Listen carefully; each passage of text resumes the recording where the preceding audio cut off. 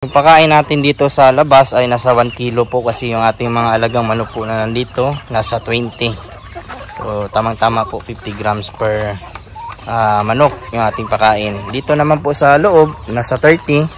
So nasa 1.5 kilos yung ating papakain dito para kuhang-kuha nila yung timbang at nang makapapudyos din po na magandang saktong timbang po na itlog. Magandang production. Grabe na po yung alikabok po natin dito sa loob katambayan. At ang kagandahan po ngayon sa ating mga alagang manok ay halos nangingitlog na po talaga lahat. Madami na pong pinoproduce.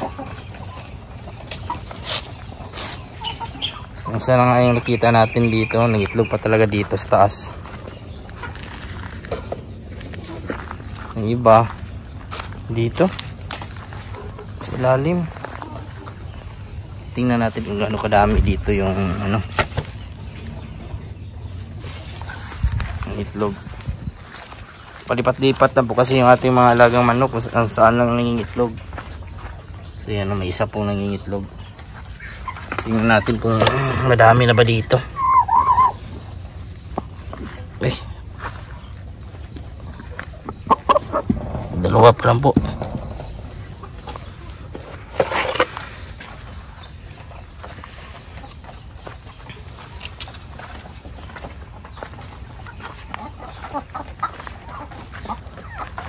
Saan kaya yung iba ng itlog? Tingnan natin dito. Madami kasi ito pa last time. Kahapon. Dito pa nga yung iba last time eh. Baka kinain yung iba. Yan yung problema kasi. Pag may isa na tumuka ng itlog, ano na yan? Didiretso na yan ng kain ng itlog. Gagaya yung iba.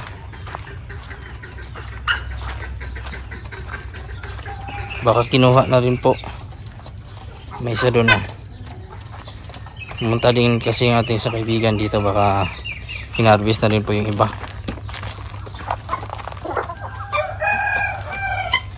Yan. Siguruhin po natin na pusok palagi yung ating mga breeders. Hindi po pwedeng pagutuman.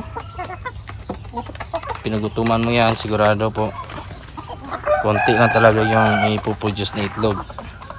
Lalo na po yung ating mga alaga ngayon ay talagang halos nangingitlog na po. Bali yung ating mga alaga po pala na ito ay meron na pong nag-down po. So kukunin po ito.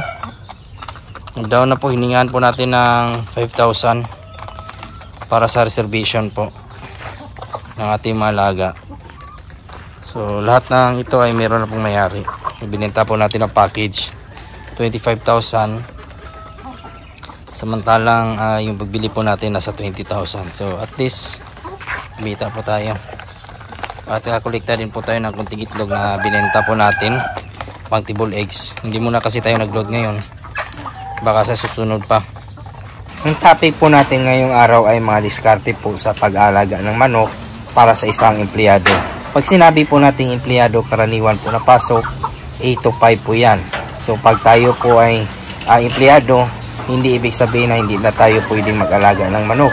Pwede po talaga na magkaroon ng alaga ng manok para magkaroon din po ng extra income. Huwag lang po natin damihan, yung tamang-tama lang po ang aalagaan po natin para hindi po masyadong mahirap sa atin. 30 to 40 heads, tamang-tama na po yan. Hindi na po mabigat yan sa oras. Kung ikaw po ay isang empleyado, kung mag-alaga ka ng manok, dapat mag-adjust ka na lang po sa oras.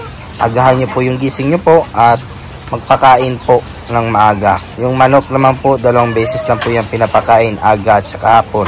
So kung sa hapon, dadating ka ng alas 5:30, galing sa trabaho, pwede pa po yan pakainin. Walang problema po talaga yung manok. Kung halimbawa naman po na mahirapan ka magpakain sa hapon kasi hindi ka na maabutan ng alas 5:30 o magagabihan ka, pwede po talaga pakainin na po ang manok 1 beses isang araw. Basta importante lang po sa pag-alaga ng manok, halimbawa nasa 30 heads, yung 3 kilos po ang pakain na yan o yung pakain niya sa isang araw dapat ibigay na po sa aga. So ganoon na lang po ang diskarte para sa ganon hindi magutom yung ating mga alaga, at yung pagkain na dapat makain na sa isang araw ay makain pa din po nila.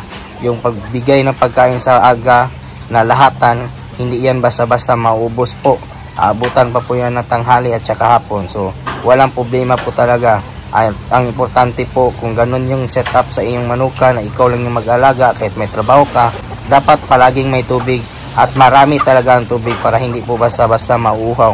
Isa sa pinaka-importante ang tubig po pag tayo po yung mag-aalaga ng kahit anong hayop. So yung mga diskarte na yan para sa isang empleyado ay tamang-tama po talaga. Kayang-kaya po natin magparami, malagaan ang manok na ganong style. Kung halimbawa naman po ay meron kang pwedeng pagkatiwalaan na pwedeng mag-alaga sa iyong manok, mga membro na iyong pamilya na walang ginagawa, pwede rin po na ipaubaya sa kanila. Basta importante ay tingnan nyo din po ang inyong alaga o bisitahin nyo rin po para sa ganon malaman nyo din po yung kondisyon ng inyong mga alaga, kung magkaroon ng sakit o kung magkaroon ba ng problema, at least masusolusyonan nyo po. Sa pag-alaga ng manok, lalo na po kung ikaw isang empleyado, malaga din po talaga na maproteksyonan yung mga alaga, lalo na po pag naka-range. At kahit 2 o 3 beses sa isang linggo, pwede tayong magbigay po ng vitamins sa ating mga breeders, gaya po ng King's Beta Plus o di kaya po antibacterial po kung pangit yung panahon. Yung mga bagay na yan, nakakatulong po yan para mapanatili yung kalusugan ng ating malaga, at the same time po, sa ganong paraan, makapagparami po tayo, makakolekta po tayo ng magandang itlog na pwede natin ipapisa. Kung halimbawa naman po na wala tayong pambili ng incubator, wala pa po, nag-umpisa pa lang tayo, pwede tayo magpa-incubate po sa mga hatchery po. Nasa 10 pesos per egg lang naman po yung charge nila kung tayo po magpapa-incubate. Sa mga baguhan po na nagpaplanong magsimula, tamang-tama po ang yung mga sinabi ko po sa inyo. Pwede nyo pong gayahin, pwede nyo pong sundin. Base po sa aking experience, yung dapat yung gawin nyo po para hindi po kayo mahirapan. Kung ipapaubaya nyo naman po sa inyong pamilya, may mga diskarte naman po sa pagbibigay sa kanila. Pwede nyo pong pasweldo sa kanila o sweldihan nyo sila, o di kaya naman po porsyento na lang po. 40% yung kita, lahat ng kita ng inyong mga manok, makabenta kayo ng sisiw, itlog, RTL, ay 40% sa mag-alaga, 60% sa iyo. So okay na po yan, basta ang alagaan nyo lang po talaga nandun lang po sa limit 30 to 40 heads, para sa ganun hindi po mabigat sa bulsa ang magagastos sa inyo po na patuka. Hanggang ganun lang po talaga, saka na po kayo mag-expand kung sa tingin nyo po ay kailangan na po talaga magparami o kailangan na po talagang damihan para sa mga customer na nangangailangan. Sa ganong paraan, at least alam niyo na po kung paano i-manage yung manukan. Ako nga dito, kung sakaling ako umalis ng manukan na walang magbantay ng 2 to 3 days, yung pagkain na dapat para sa budget nila for 2 to 3 days, dinudoble ko po yan. Para sa ganon po ay may extra na pagkain yung ating mga alaga at hindi po magutom. Halimbawa, yung budget nyo po sa isang 3 linggo, 3 kilos, ang ibibigay ko po niyan pag ako aalis nasa 5 kilos. Para sa ganon, yung 2 kilos na sobra, yan yung pang merienda nila o pang extra pagkain nila, nang sa ganon ay hindi magutom. At pagbalik natin dito ay may maiwan pa. Mas mabuti na po yung madami yung iiwan kaysa konti. Mabigay sa kanila yung dapat sa kanila na kahit walang magbabantay at walang magpapakain. Ganon din po sa pagiging empleyado. Kung konti lang yung oras mo, ay sa aga ka lang magpakain. Yung sa hapon, walang problema yan. Basta maibigay lang po lahat. Yan po ngayong araw at sana po ay may kuha naman po kayo konting idea. At sa mga nanood po pala na aking mga previous videos, mga bago po nating subscribers and viewers, welcome po sa aking channel. At kung kayo na po napadaan ngayon, sana po ay consider nyo po na i-follow at like at subscribe yung channel natin. Napakalaking tulong po yan. Kung may mga katanungan naman po kayo, ilagay lang po sa comment section at ating sasagutin. At huwag kalimutan i-click yung notification bell para sa mga susunod na videos. Bago muna tayo magpaalam, shoutout muna natin yung ating kaibigan dyan na si Abelona is Arnold. At sa mga nanood po dyan ngayon, shoutout po sa inyo lahat. Sa mga hindi ko naman po na shoutout, isa-shoutout ko lang kayo sa susunod. Maraming salamat, God bless at ingat po kayo palagi. Bye bye.